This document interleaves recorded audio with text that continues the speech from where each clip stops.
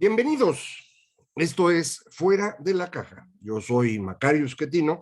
Le agradezco mucho que me escuche en esta recuperación de los análisis de coyuntura, ahora correspondiente al día 30 de junio, al cierre del mes, un mes en el que desafortunadamente no pude eh, hacer más análisis de coyuntura. Usted sabe, me fui de vacaciones, pero ya regresé. Y bueno, este mes no cambia mucho la trayectoria en la que ya estábamos. Eh, el presidente continúa con su esfuerzo de mantener el poder en sus manos, y esto significa dividir a la sociedad mexicana lo más posible para que su grupo de personas que lo apoyan, que como sabemos no es la mitad de los mexicanos, obviamente no es la mayoría, pero sigue siendo un grupo considerable. Sabemos por las encuestas que tiene la aprobación, apoyo, reconocimiento de alguna proporción que va entre el 50 y 60% de los mexicanos, a lo mejor un poquito más que eso.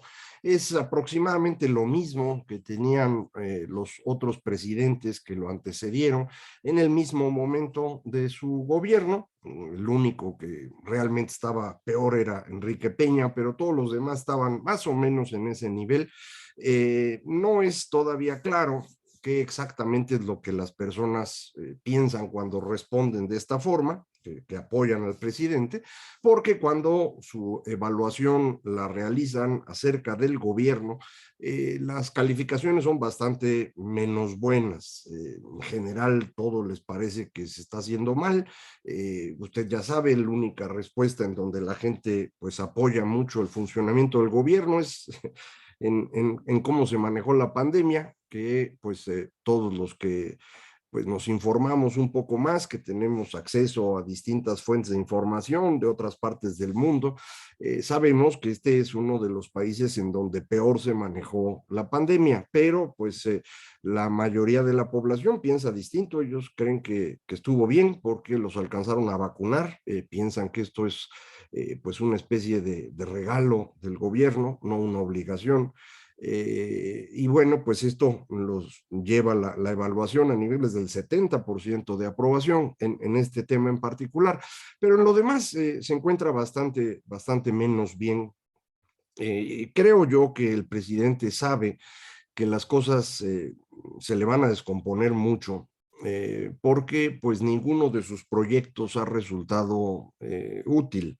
El único que han inaugurado hasta ahorita, en el momento que usted vea esta eh, cápsula o escuche este podcast, ya se habrá inaugurado también Dos Bocas. Pero bueno, el que se había inaugurado anteriormente, el aeropuerto Felipe Ángeles o de Santa Lucía, es un gran fracaso. Ya sabe usted, muy poca gente utiliza este aeropuerto porque pues no está en un lugar cercano a la Ciudad de México, y además pues no hay muchos vuelos. Una parte importante de un aeropuerto de una capital es que sirve como un hub para que puedan llegar y salir aviones a distintos lugares y usted se conecta ahí. Esto ocurre, por ejemplo, en Estados Unidos, en ciertas ciudades en donde se han instalado las grandes líneas aéreas. Puede ser Houston, puede ser Atlanta, lugares en donde se concentran los vuelos para que la gente pueda moverse de uno a otro. Eso es lo que hacía la Ciudad de México. No lo puede hacer el aeropuerto Felipe Ángeles, no lo podrá hacer jamás, de manera pues que no va a funcionar. Mientras esto no funciona, pues el aeropuerto de la Ciudad de México se está cayendo a pedazos. Ya sabe usted lo que pagamos quienes usamos ese aeropuerto, el que se llama la tarifa de uso de aeropuerto, está hipotecado para pagar lo que se había contratado como deuda para construir el aeropuerto de la Ciudad de México. Este aeropuerto no se terminó, pero no se les pagó lo que habían contratado como deuda a estas personas, y lo tenemos que seguir pagando, y se paga con ese dinero, de manera que al aeropuerto no le quedan recursos para operar. No sé si además de esto hay alguien que de mala fe está complicando todavía más las cosas. Usted sabe, yo me fui de vacaciones, regresé a las 4 de la mañana, no hay muchos vuelos a esa hora, pero aún así se echaron más de una hora para poder sacar las maletas del avión. Eh, entonces, me imagino que las cosas en días normales debe ser horrible estar esperando la maleta. Eh, y en general, pues el aeropuerto se encuentra en una muy mala situación. Insisto, el aeropuerto Felipe Ángeles, el mejor proyecto que tenía López Obrador de todos, no sirvió para nada. La refinería que, insisto, van a inaugurar mañana, para usted la habrán inaugurado unos días antes, no están inaugurando nada relevante, no tienen instalaciones que puedan operar. El presidente, para que no se vea tan fea la diferencia, dice que se van a hacer pruebas, que eso es lo que inaugura.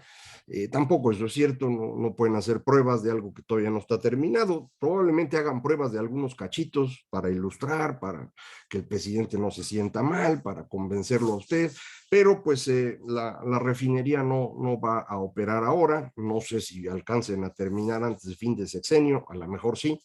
De cualquier manera, para cuando esté operando no va a ser muy útil, jamás se va a recuperar la inversión, no sé cuánto fue, todavía nadie sabe.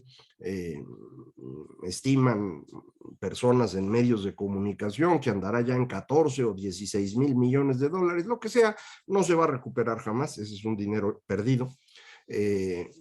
Ojalá y un día produzca la refinería y pues eso servirá un poquito para perder menos, pero no hay más que ello.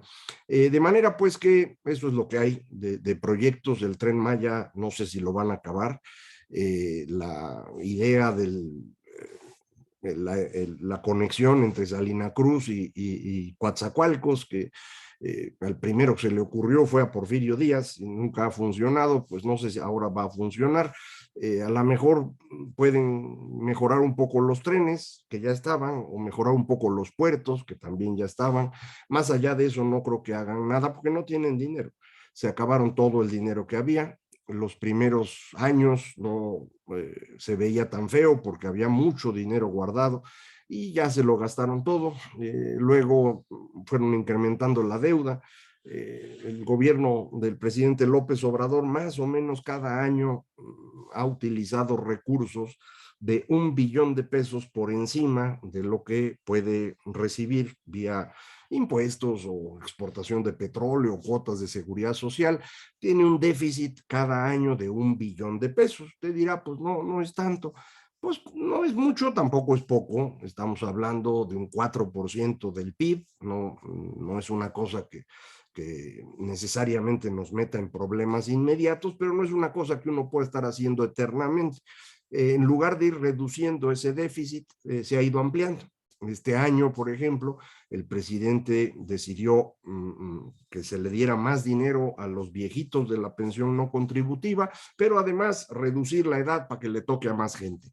Amplió también las becas Benito Juárez, que se dan ya en todo el sistema educativo, cantidades muy pequeñitas a cada quien, pero que a la hora de sumar, estamos hablando de muchos millones de niños y jóvenes en las escuelas, pues ya tienen un presupuesto bastante importante, es el doble del presupuesto de la Universidad Nacional Autónoma de México. Yo no estoy convencido que sea una buena idea hacerlo de esa manera. Creo que el impacto más importante en la generación de conocimiento, en la educación, no se hace a través de ese tipo de becas, sino a través de fortalecer instituciones. Pero pues la gente de la UNAM no he visto que se queje, probablemente ni han visto los datos. En cualquier caso, ahí se está yendo el dinero. Ahora también se está yendo en este financiamiento a los combustibles. Usted ya sabe que el precio internacional del crudo ha subido mucho por la invasión rusa a Ucrania. Esto no se ha trasladado al precio de gasolina en México porque se quitó todo el impuesto especial que había y se ha estado financiando adicionalmente IVA e impuestos sobre la renta a los gasolineros para que con ello puedan vender barato. Este último cachito no es fácil de estimar, no lo he podido hacer. Otras personas que sí han hecho un cálculo y creen que puede estar bien, hablan de que serán 300, tal vez 400,000 millones de pesos en un año si se aplicara exactamente este apoyo.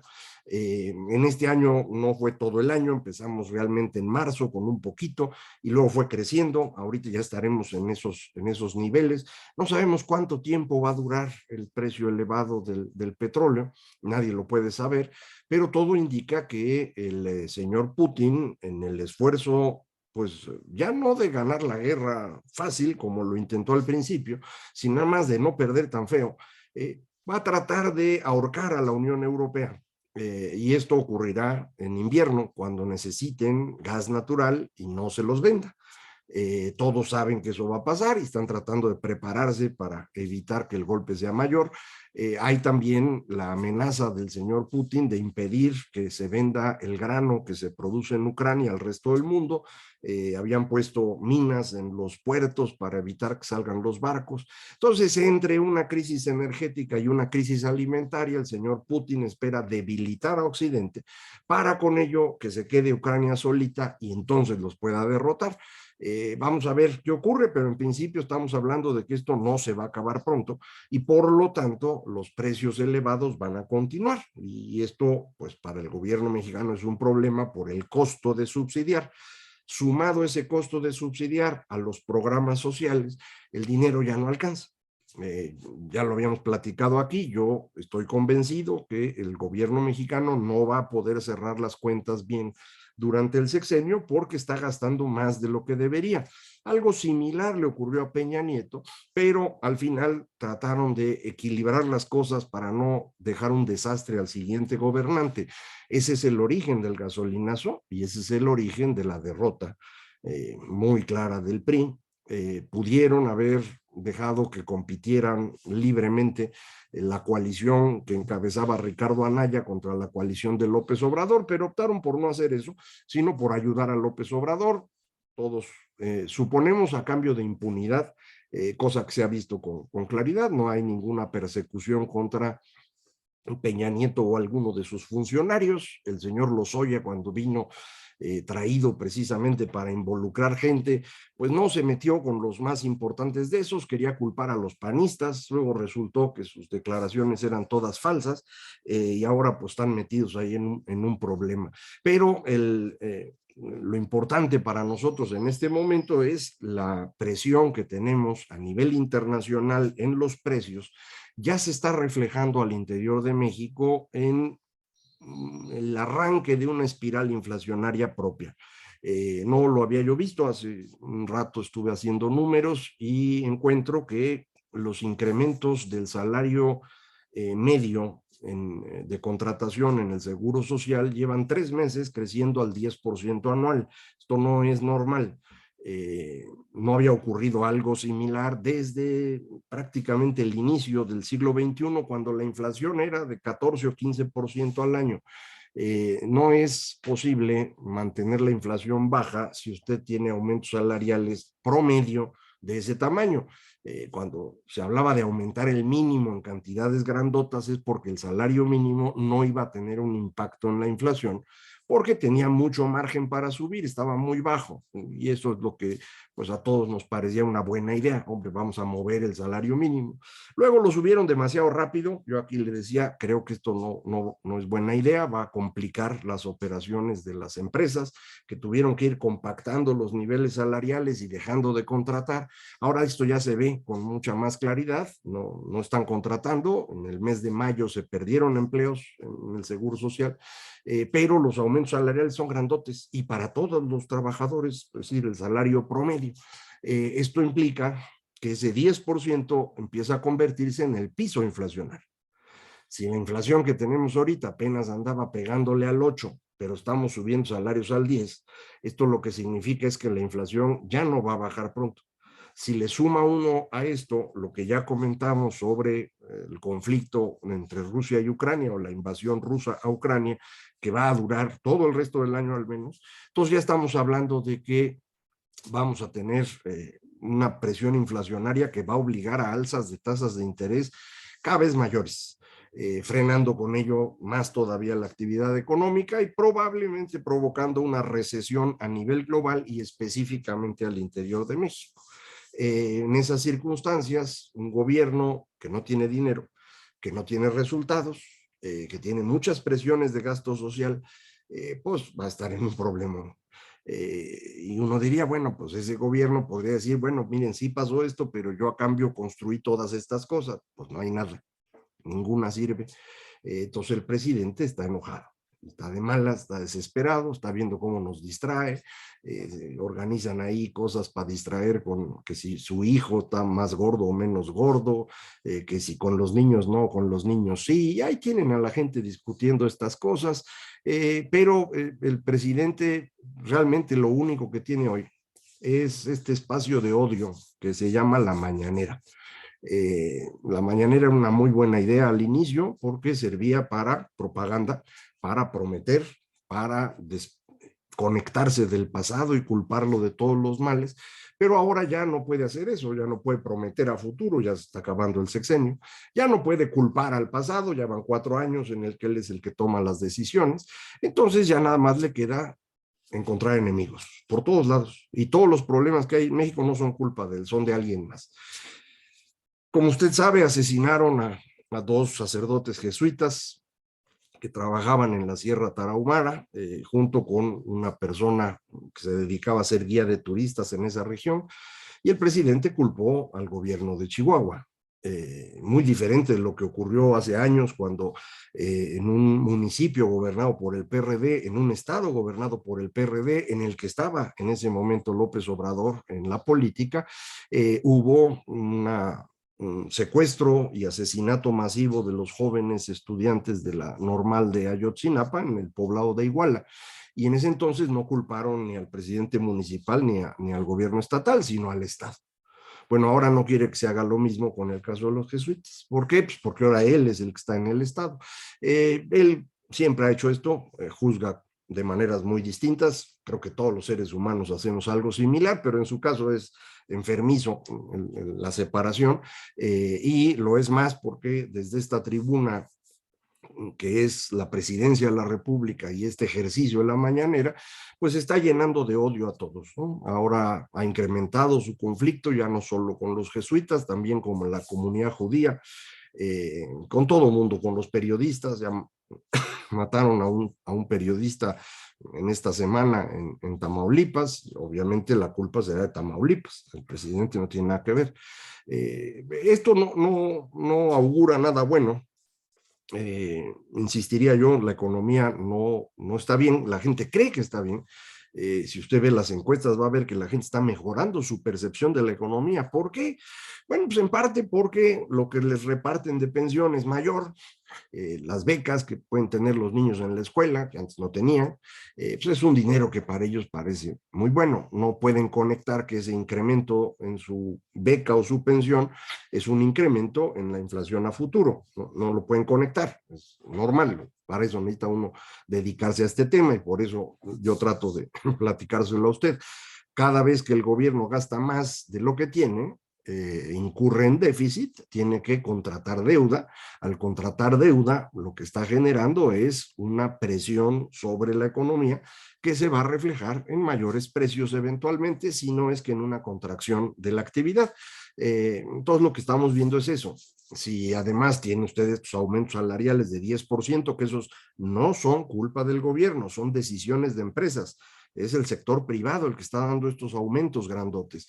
Eso lo que significa es que todo mundo ya se movió a expectativas inflacionarias muy superiores a las que teníamos. Eso era lo que quería evitar el Banco de México subiendo la tasa. Creo que la subieron lento porque pues, la gente ya está teniendo expectativas muy elevadas y esto va a implicar que la tasa tenga que subir todavía más de lo esperado, ya no al 8 y cacho que esperaban muchos. Yo creo que ya podemos estar pensando en tasas de interés arriba del 10% para los próximos meses, y esto ya va a ser un costo relevante. Para el gobierno ese es un costo. Sube la tasa de interés, la deuda del gobierno se hace más cara. ¿Con qué la va a pagar el gobierno si el dinero ya se lo gastó en la refinería que no funciona, en rescatar a Pemex, en los programas sociales y además en subsidiar al combustible? Pues no tiene dinero. Entonces, la amenaza de un derrumbe general es muy grande, el presidente pierde la razón, o la pierde más, como usted quiera verlo, y entonces convierte su espacio de la mañanera en un espacio de odio, en un espacio de desprecio a los demás, de búsqueda de enemigos, de generación de culpables, porque espera que con eso, pues algunos lo sigan queriendo a él, le crean y empiecen a odiar a los demás, y con ello pueda alcanzar a sacar la elección del 24 en favor del títere que él está esperando, sea la señora Sheinbaum o sea el señor Adán Augusto, que el conde Contar me dijeron el otro día, porque ya que le decía yo que era el mayordomo del conde Pátula, otros le dicen Igor, alguien me dijo es el conde Contar, el de la Plaza Sésamo. Esos son los dos, ¿no? Títeres que puede buscar, eh, sea en el sexenio de López Obrador o al inicio del títere, vamos a tener una crisis fiscal. Yo no tengo duda al respecto. Los resultados políticos de esa crisis van a depender del momento en que ocurra y de qué tamaño sea la decepción de todos aquellos que hoy creen que las cosas están bien. Este fenómeno se conoce en economía como ilusión monetaria. Cuando uno tiene ingresos más altos en pesos, piensa uno que le está yendo bien y luego llega uno a comprar los aguacates y pues están a 150 pesos kilo, los limones están a 85 y dice uno, ah, mira cómo han subido esto, pero no se da uno cuenta que esas dos subidas son simultáneas, que el aumento en el salario nominal no implica que en términos reales uno esté gastando más, es simplemente que el dinero está valiendo menos. Esa ilusión monetaria, según los economistas, no puede durar mucho tiempo, pero sí dura un ratito.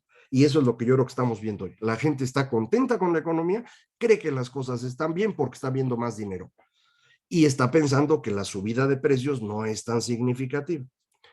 Esto normalmente en unos pocos meses empieza a invertirse y la gente se empieza a enojar. Creo que el presidente percibe que hacia allá vamos, o ya le explicaron, o no lo sé, y entonces, pues, de una vez quiere ver cómo logra consolidar un grupo a su alrededor y odiar a todos los demás. Y en eso está en la mañana, y eso es lo que vamos a estar viendo. Pero bueno, pues ya andamos por aquí, así que vamos a poder platicar de esto cada semana. Espero, bueno, yo quisiera irme de vacaciones otra vez, pero yo creo que no va a ser tan fácil. Entonces, bueno, pues cada semana nos estaremos viendo aquí para seguir platicando. Muchísimas gracias por acompañarme. Esto fue Fuera de la Caja.